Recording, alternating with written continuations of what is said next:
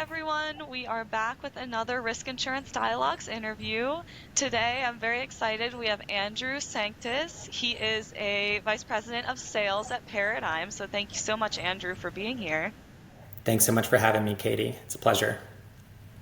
Of course. And to get us started, can you just do a brief introduction of kind of who you are and what you do?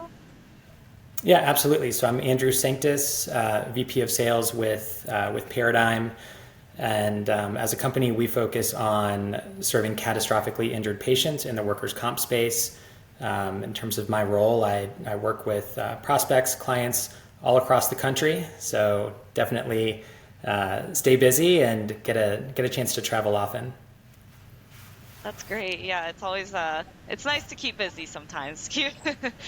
Um, so to get us started, kind of can you talk a little bit about your journey kind of into the insurance industry and what's led you to where you are today?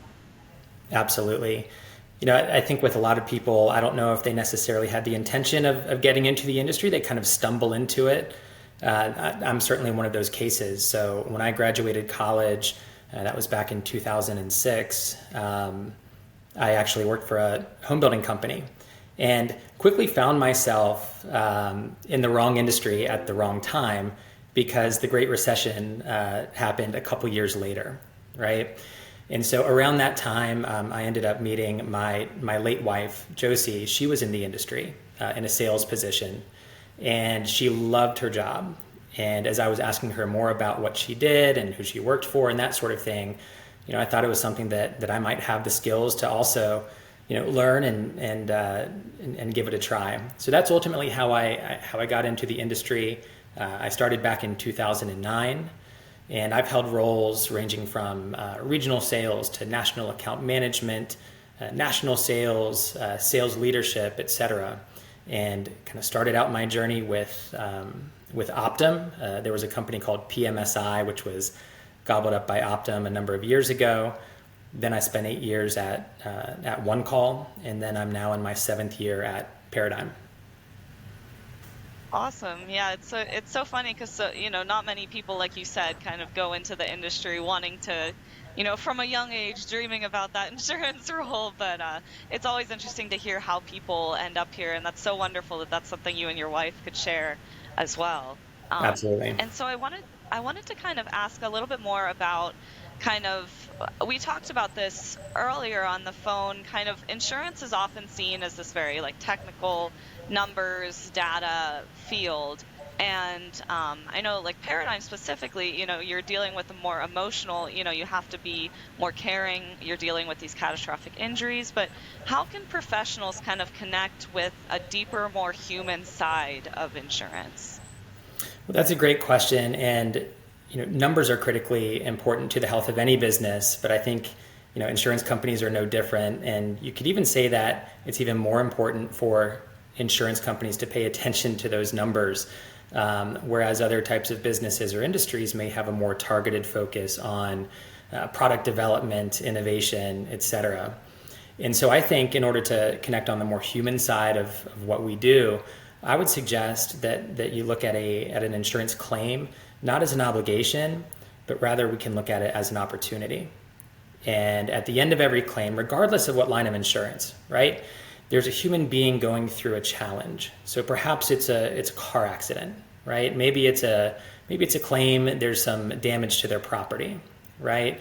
Maybe it's short-term disability, or perhaps an injury, or a catastrophic workplace injury, which is what we see a lot of at Paradigm. But by looking through the lens of it being an opportunity to help someone during their time of need, you're putting yourself in a position to make a more human connection and to serve others. Yeah, that's wonderful. It's a great way to look at it and kind of break down not just, you're not just doing a job, you actually are having a major impact on these people's lives. And with regards to kind of that, working with your career and getting a more deeper emotional connection with what you do, what kind of advice would you give to someone who's maybe feeling a little bit disconnected or kind of uninspired with the role that they have in their day to day? That's also a really good question. And I really think it boils down to a little bit of human nature. And I think part of human nature is to search for meaning. And a great book, if you haven't read it yet, It's called Man's Search for Meaning by Viktor Frankl. So it kind of is, that book asserts that life has meaning in all circumstances, especially in challenging circumstances. And so it's our responsibility, though, to find that meaning. So if you're looking, or if you're feeling disconnected, if you're looking to find greater meaning, or maybe feeling uninspired in your current role, I'm confident that you can find inspiration and connection simply if you look for it. So this goes back to the human side of the business that we just talked about. Relationships are critically important internally within your organization, but also externally. Human connection is what brings us together and can help spark some of that inspiration.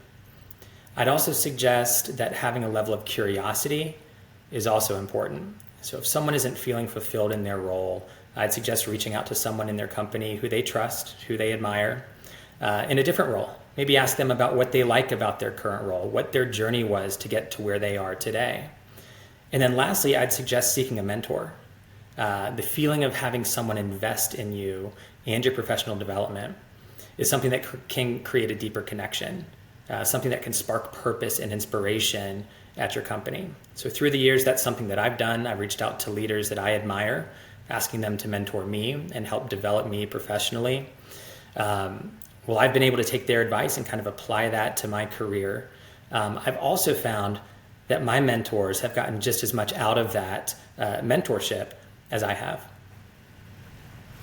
It's great, and that's something that I like to talk a lot about here is mentorship and the importance of it, because I think building those connections and being able to have someone to bounce ideas off of, or to just talk about how you're feeling at your place in your career and where you want to go, it's such a crucial part of, I think, anyone's career, is those mentoring relationships. Absolutely. And yeah. And so I wanted to also kind of dive into, we had talked earlier about kind of defining your why in your role. And so I was wondering if you could really elaborate on kind of what you mean by that, and how can those professionals in this industry kind of rediscover or redefine that why for what they do? So I'll plug another book here. I plugged one already, but another one of my favorite books. It's called Start With Why by Simon Sinek. Maybe for your audience, if they're not as much of a reader, that one's actually distilled down into a TED Talk, actually. So you can get kind of the Cliff's Notes version in 15, 18 minutes on YouTube. But your why is something that's always something deeply personal. So for many people, it can be tied to perhaps their family or their children. Perhaps there's a cause or a nonprofit that's really close to someone's heart that they want to get involved in. It's possible, too, that your why may change throughout your career. Certainly as you evolve and as family circumstances change, your why could also change as well. That's certainly been the case for me. So I'd also suggest that your why doesn't necessarily need to be tied to your profession. I think it could be tied to your hobbies, maybe travel or experiences or learning or service, etc. I think that's something that my parents' generation understood, that millennials or maybe Gen Z perhaps haven't quite figured out yet, that it's perfectly okay if your profession is a means to an end, to position yourself to pursue or to pay for your hobbies, travel, experiences, whatever you're passionate about in life. Personally, for me, I'm a board member of the Takis Foundation. They're focused on advancing sarcoma cancer research, and that's become a big part of my why over the course of the last few years.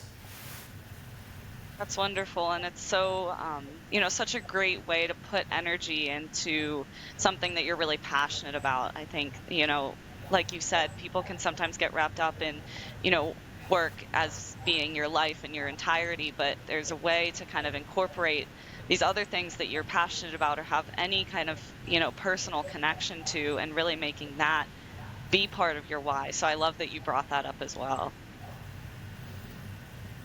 And I also, so kind of talking now, shifting back into kind of like work and your role, how would you say, like purpose-driven work, and I guess kind of incorporating that why, but how has that really changed with regards to, your role in your day-to-day? How has that evolved throughout your career? So that's definitely something that has shifted. So for me, I'll say when I joined Paradigm in 2019, I'd say the main purpose of my work was rather simple, to deliver excellence to the clients that I work with, but also simply to provide for my family. And my purpose ended up evolving a little bit more in 2021 as a personal experience that I went through ended up tying me more directly to our mission at Paradigm.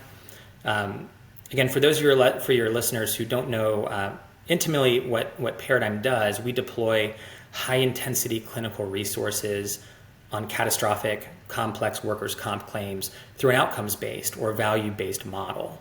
And by assuming the financial volatility and risk of those claims, we're able to align the incentives in the healthcare system on what's truly most important, which is the outcome for the patient. And so the injured workers and families that we serve, those are people whose lives have been turned upside down. And in the most chaotic way possible, they leave for work one day and they come home never the same, maybe never come home at all. So they're faced with so many unknowns, and the journey can take a turn for the worse at any moment. So for me, I referenced 2021, my purpose kind of shifting. That was when I was able to experience firsthand so many similarities in what we were facing as a family to what many of our patients and the injured workers' families that we serve at Paradigm also face. So in short, in 2021, my wife was diagnosed with a very rare form of bone cancer. It's called osteosarcoma. So it was in her left leg, and she was diagnosed just a few short weeks after giving birth to our fourth child.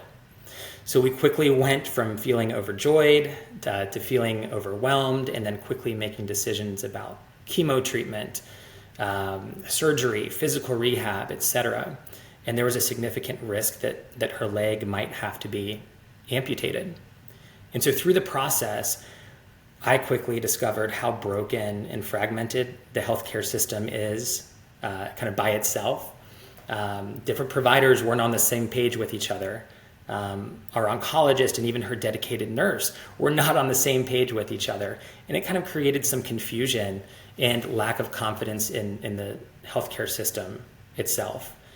And then I think that fragmented nature of the healthcare system becomes even more amplified when you're dealing with maybe a higher degree of stress in your life. So for us, that was having 4 kids at home. That was me being up in the middle of the night, changing diapers, feeding bottles to our newborn, questions about finances. What kind of disability coverage do we have? How do we move forward from here? In addition to just the shock of my wife getting a cancer diagnosis. So she went from hoping to get back on the tennis court in 6 weeks after giving birth to being faced with the very real possibility that she may never play tennis again. And so I think there's a lot of similarities there, right? So while Josie didn't have a catastrophic injury, it was something life-changing. It was a life-changing diagnosis. And these are the types of people that we serve every day at Paradigm, that claims adjusters have the opportunity to assist every day. This is what purpose means for me. This is the human side of the business. So for me, it's very easy to approach each new case that we get from that human connection perspective. I intimately understand what that family is going through in trying to support their loved one during their greatest time of need. And so for me, I think my purpose at Paradigm, I don't want to call it serendipitous, but it quickly evolved from being something to deliver on a service promise to my clients and to provide for my family, more towards a personal mission, seeing the fragmentation in the healthcare system, and just by happenstance, working with a company that is fighting to break down those barriers in the healthcare system, deliver optimal results to people in their greatest time of need, and also financial certainty to our clients. So it's a life's mission at this point for me. Yeah, and you have now such a strength in, your experiences and your ability to put that into what you do. It gives you a point of view that, others may not have. And so it gives you that unique opportunity to provide this experience for, the families and the clients. It just, that's, you have this, like you said, this purpose that has evolved now and become this amazing, thing that you can now give back to these families. So it's very inspiring what you do. I love it. It's, to wake up every day and to get to do what I get to do. Um, what a gift. It's a lot of fun. Absolutely. And I wanted to kind of just wrap things up with maybe a message that you have for the people listening, that you would like for them to kind of take away about their role, their purpose in the industry. Is there anything in particular? Yeah, that's a great question, and I would say just a few things. So first of all, I would hope that they take away the fact that their role, it's just that it's their current role. I think the idea of working for a company for 40 years and following a very linear career path is something that really doesn't exist anymore. So it's something that you want to be flexible with that. Also, I'd say that the experiences and the skills that you pick up along the way, in your professional journey help form the perspective that you'll bring to your future roles. So it's a journey, not linear, right? You may go. For me, again, I started in the home building industry after college and took a total 180, and I'm doing something totally different now. But that's an experience where I took something and I learned from it. Real estate is still something that I'm very interested in. I flipped houses over the past decade and a half. I've dabbled with some real estate investing and rental properties, and so it's something that I took from a prior role. And while it's not necessarily my passion or my purpose or what I do to earn a living every day, it's something that I still have an interest in, and it's more of a hobby, so to speak. Um, the other thing that I'd say is that I hope our listeners kind of take away the importance of having an open mind. So being open to pivoting your career can be a good thing. I would just advise against hopping from company to company to company. That's obviously a red flag for future employers. But if your company has openings in other departments, for example, I think that can absolutely be valuable. Um, just like there's numerous parts to a car that help your car run smoothly, a company operates very much the same way. There's a different number of roles and functions within a company, all of them having their own distinct purpose, right? But they're all needed to help that company as a whole to run smoothly. I've got countless clients, and they've got experience in various departments like claims or underwriting or maybe even broker experience. And that broad experience is something that gives them maybe perhaps a better formed perspective or a universal perspective on how all of those functions can play together to drive better results for the company. So with that said, I'd certainly encourage all your listeners to learn as much as possible in whatever role that they're in. Try to maintain a natural curiosity. There's power in asking questions. It's okay to ask why. And if someone tells you, well, that's the way we've always done it, then that's kind of a red flag and a potential area to maybe to dig in on, to learn a little bit more. But asking why is always a good thing. Great. And yeah, asking why is a very, very powerful question in itself. But thank you so much. This was such a wonderful conversation, and I really appreciate, you taking the time to speak with us. This was so wonderful. So thank you.